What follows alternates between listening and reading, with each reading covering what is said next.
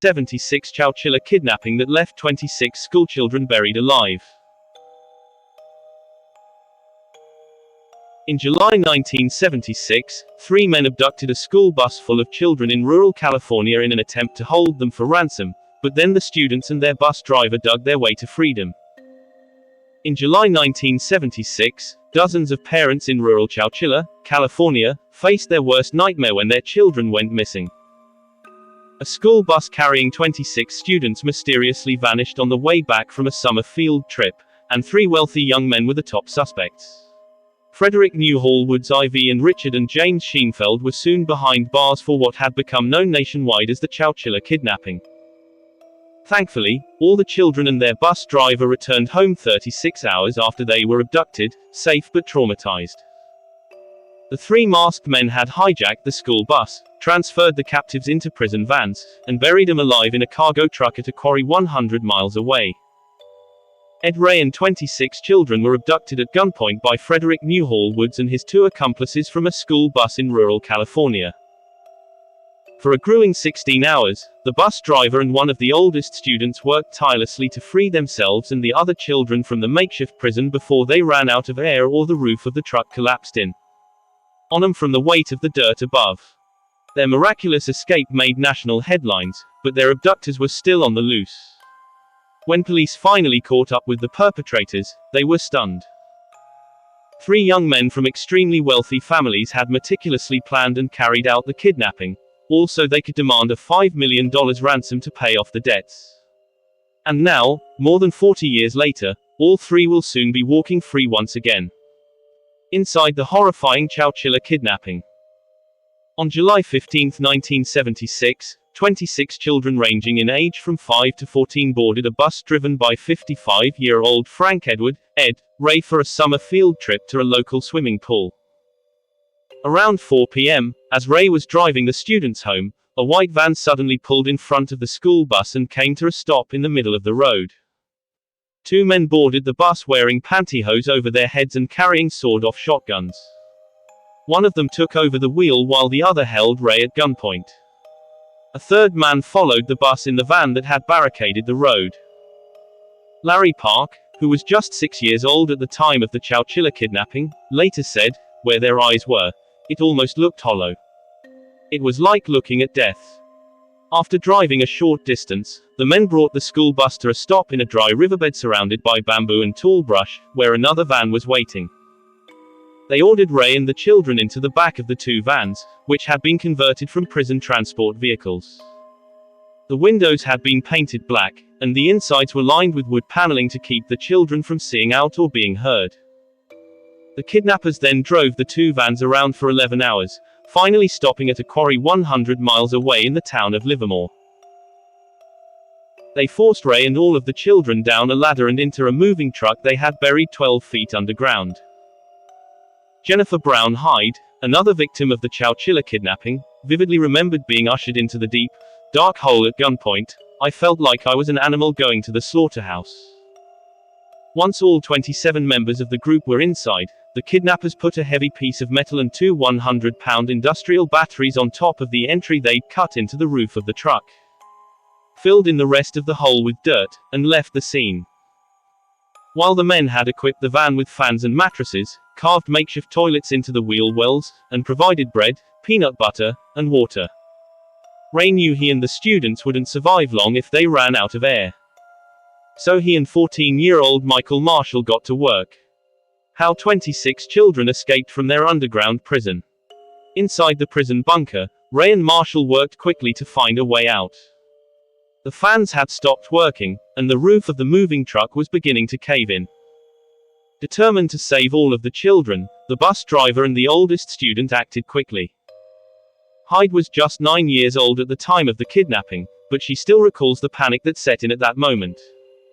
"If we're going to die, we're going to die trying to get out of here," she remembered Ray and Marshall saying. After discovering that they could reach the top of the truck if they stacked the mattresses, Ray and Marshall worked for hours trying to wedge a piece of wood into the opening in the roof. They were eventually able to slide the metal cover and the batteries out of the way, but then Marshall saw there was a wooden box placed atop the exit as well. He decided to dig beneath it. Park remembered Marshall's determination at that moment. He dug until he was exhausted, and then he kept on digging. There was no quit in him. Finally, 16 hours after the children had been buried alive, a ray of light streamed through the dirt and into the dark truck. Ed Ray and Michael Marshall had saved them all. Marshall cautiously stuck his head out of the dirt to make sure their abductors weren't nearby, then he and Ray helped the other 25 children out of the truck. They all walked to the security shack at the quarry and told employees what had happened. The guards were shocked to see the group and immediately called for the police. Although the children and Ray were safe, the perpetrators were still out there. The capture and confession of the 3 Chowchilla kidnappers. Police soon realized that only someone with unlimited access to the quarry would have been able to bury the truck and bring in 27 prisoners in the middle of the night without being seen. They focused their investigation into the Chowchilla kidnapping on Frederick Newhall Woods IV, the quarry owner's son. While executing a search warrant at the Woods estate, investigators found a gun used in the abduction, a draft of a ransom note, and even a document titled Plan. But Woods and his 2 suspected accomplices, brothers James and Richard Sheenfeld, were nowhere to be found. Within 2 weeks, though, all 3 men had been captured.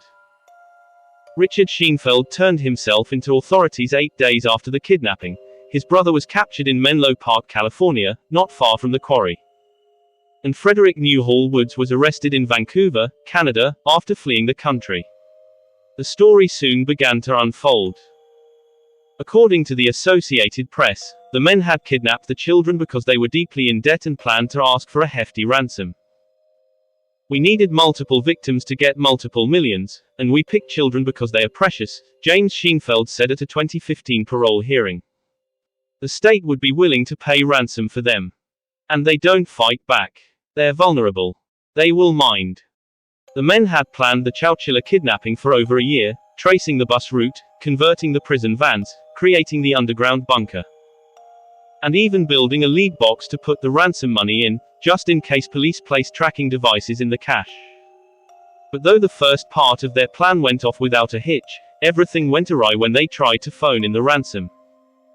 The telephone lines to the police station were overloaded with calls from frantic parents demanding answers about their missing children. Woods and the Sheenfeld brothers decided to take a nap and try again later. But when they woke up and turned on the news, they saw that the children had already escaped. The aftermath of the 1976 Chowchilla kidnapping. At trial, all 3 men pleaded guilty to kidnapping for ransom and robbery, and they were sentenced to life in prison with the possibility of parole. Richard Sheenfeld was paroled in 2012 after serving 36 years, and James Sheenfeld was paroled in 2015. Frederick Newhall Woods did not have the same success with the parole board. He was denied parole numerous times for his minimization of the crime, his behavior in prison, and his possession of contraband like pornography and cell phones. It was discovered he was running a gold mining business and a car dealership from behind bars without telling the prison. The authorities only discovered the businesses when a workers' compensation lawsuit was filed against him. Woods had also inherited a trust fund reportedly worth $100 million, as he came from 2 very wealthy families, and he bought a mansion a short distance away from the prison. According to reports, in March 2022, Frederick Newhall Woods received 2 recommendations for parole. But his release will require the approval of the entire parole board and its legal team and must be approved by the governor. While Woods has lived a relatively cushy life in prison, his victims continue to suffer from the trauma he inflicted upon them more than 40 years ago. Jody Heffington Medrano, who was 10 at the time of the kidnapping, told the Associated Press, "They basically stole our whole youth. Our childhood was completely turned upside down. Many of the children went on to suffer from depression and substance abuse. They had panic attacks and nightmares about kidnapping and death. One boy shot a lost tourist with a BB gun when their car broke down in front of his house." Psychiatrist Lenore Terrace told CBS News, "There are a number of these kids who have gone to prison for doing something controlling to somebody else. As Heffington Medrano explained, the emotional scars that they put on all of us, they're countless.